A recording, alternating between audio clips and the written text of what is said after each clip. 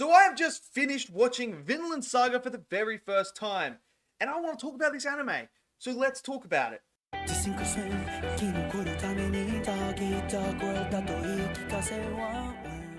Okay, so now I have officially finished watching the first two seasons of Vinland Saga. There's only two seasons out at the moment. I think we're going to get a season 3. I believe we'll get a season 3. But I have watched the first two. Now, all two seasons are up now for you guys to go and check out. 24 episodes in each season, so you get 48 episodes, and you'll not be disappointed. So, if you guys don't know anything about Vinland Saga, let me just give you a little idea of what it is. Vinland Saga is basically Vikings. It is, you know, those shows like the Vikings Valhalla, you know, the Vikings show. Imagine those, but animated with new characters, you know, telling these different stories in a different, unique way.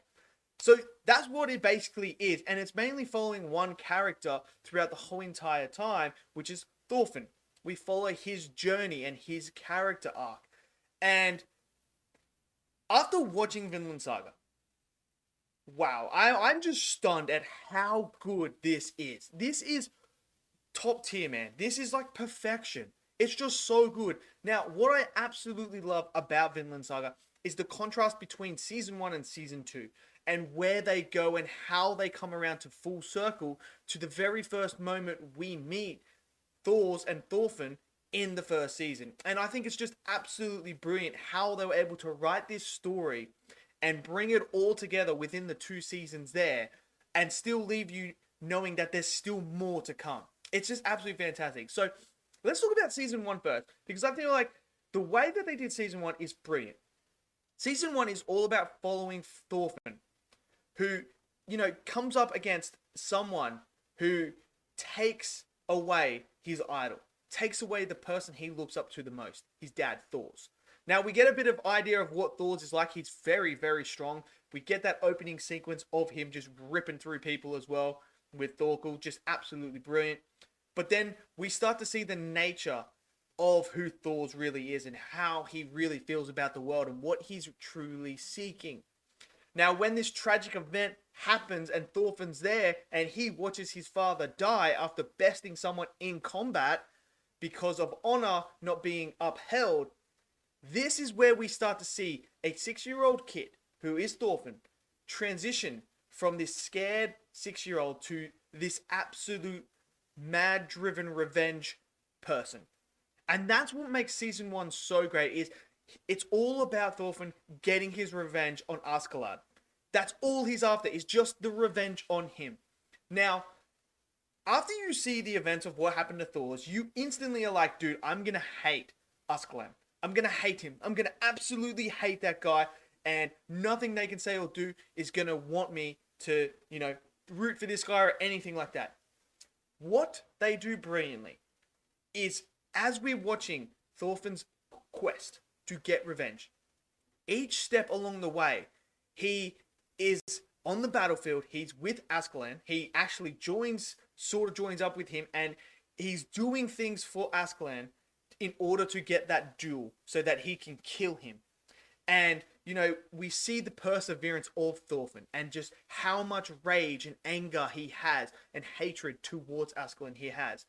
But as you go through this journey with them, you start to come to admire the actual relationship between Thorfinn and Askeladd. Now, what happens is, as a character as Askeladd is, you're supposed to hate him, but when it comes to his death at the end of season 1, it actually hits you a lot harder because of the relationship that Thorfinn and Askeladd actually build up.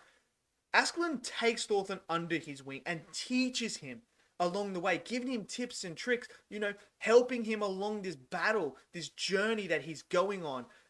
And it's just absolutely brilliant. He's there giving him advice, battle advice, how to beat this opponent, what are you going to do? So when he does have the battle with Thorkel, this guy is huge. And Askeladd is teaching him how to do it. What is his weak point? How are you going to defeat him? So you start to get this like father figure in Askeladd, and it becomes this relationship that you just absolutely adore, because you know that deep down, Askeladd actually respects Thorfinn a lot and actually gives him the time and the day to teach this kid all the ins and outs on how to battle, how to be strategic. And I love that. Even though this is the man that killed his father. And then when you do get his death, it's shattering because you get attached to this relationship and you're like, okay, it's over. But it's because Thorfinn wasn't the one that killed him. It was actually Canute who actually did it. And when you're doing that, Thorfinn's world is shattered because his sole purpose for living at that time was to kill that man, to get his vengeance, to get the revenge, to, become the person that avenges his father's death by killing the man that did it. He spent 13 years or 11 years or something like that pursuing this goal, and each time he lost the duel constantly because he just couldn't keep focused. He let his anger get the best of him. And when his world is shattered, it's a perfect segue into season 2 and what is going to occur with there. So it's just brilliant writing. It really is, because this character arc that these two go on is absolutely fantastic. And when you start to learn more about the backstory of Askeladd as well, and who he really is and what's going on, you start to care for that character even more. And it's just absolutely brilliant. Like, it's just so good writing. And then you have Canute as well, who has his own little character arc towards the end here, where he shifts in character that then becomes relevant in season 2, which is where he makes his big moves, where we see a different side of Canute in that season. But season 1 is brilliant. It's bloody, it's gory, the animation is absolutely brilliant. It's just absolutely brilliant. Season 1, one of the best seasons of anime I've ever seen. Just so good. Then we move into season 2. And what I love about season 2 is this one isn't like season 1. It's not violent as much. It's not like all about wars and blood and gore and everything like that, and like just Thorfinn running through people like he did in the first one, which was absolutely sick to see because he has so many badass moments in season 1.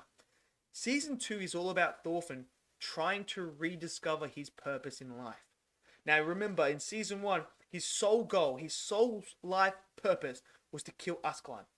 When you take that away from someone and he hasn't achieved that, he now is going through a self-discovery crisis. He doesn't know who he is or anything.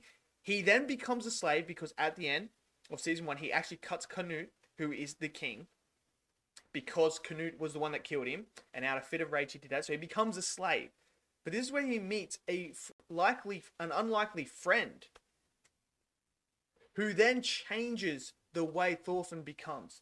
And by him being this slave and being this hard worker, it makes him rediscover what it means to be a true warrior. Because his father was all about, I don't need a sword. A true warrior doesn't need sword. And his father would always say, I have no enemies. No one has enemies. So to see it come full circle in season 2, where we see Thorfinn start to rediscover himself and understand he's made mistakes, but he's now sole purpose is to build a nation free of war, free of slavery, and to become this person that is just peaceful, that is bringing peace to the world, that has no enemies. And it's summed up when he goes and sees Canute in the final episodes of season 2, where he is willing to take 100 punches from someone in order to see Canute to convey this message. He doesn't strike back or anything like that because he feels like violence is not the answer anymore. We need to talk this out. We need to find a way, a solution to not shed blood anymore. It's just absolutely fantastic writing. And to see the progress from season 1 to season 2 is just absolutely brilliant. It is so good.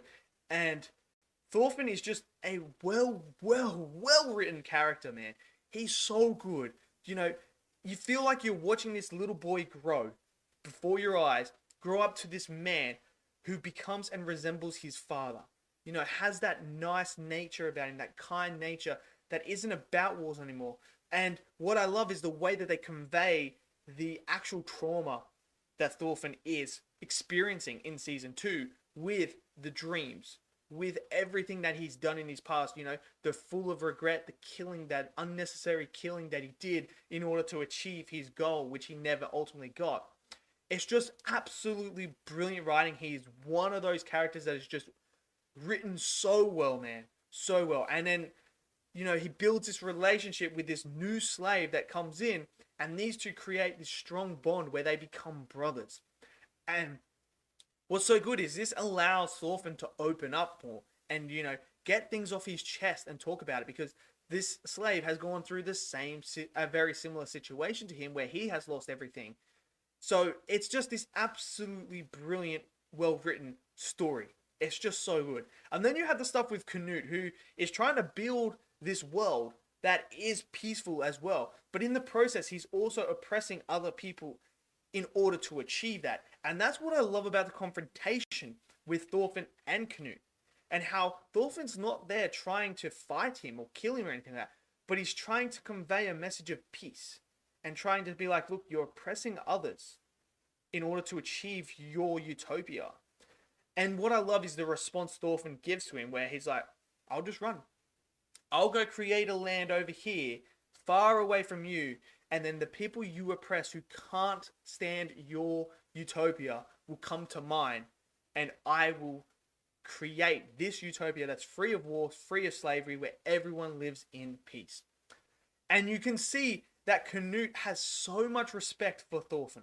So much respect that he's able to understand what Thorfinn's trying to say. And when Thorfinn says to him, just, don't give me too much work, it's just brilliant, because that one line changes Canute's whole view on the things and changes it forever. And how he's able to now make decisions to remove armies from England, to trust the people, to try and, not take land from people. That was the original thing. He was going to take these farms. That sparked everything. And it's not about death. You don't need to spill blood in order to create peace. And that's what I love about Vinland Saga. It's just so good. Well-written characters, beautiful animation, beautiful story. And for it to come around full circle at the end, where you see how far Thorfinn's come and how much he is like Thor's at the end, it's just absolutely brilliant, man. I don't know what else I can say about how good this show is. Look, if you guys like Vikings, man, this is definitely a show for you guys to check out. An anime that it's not like the other animes it's not like Jujutsu Kaisen, it's not like Dragon Ball, it's not like One Piece, it's not like Naruto. This is like more down to earth in a way. It's more gritty, it's more along the lines of like a Viking show that we know. More like Vikings Valhalla. It's more like that. So I feel like if anyone is into that stuff, this is the perfect anime for you guys to watch, because it has those themes. And that's what it's all about. It's about these themes. The characters and story come first. It's just absolutely brilliant. So I love Vinland Saga. I'm so glad I watched it. I don't know why it took me this long, but I'm so excited for the next season now as well. So let me know what you guys think of Vinland Saga. Do you guys love it? Smash it down in the comment section below. Smash that like button. Click subscribe. And I'll see you guys next video. Until then, stay safe and peace out.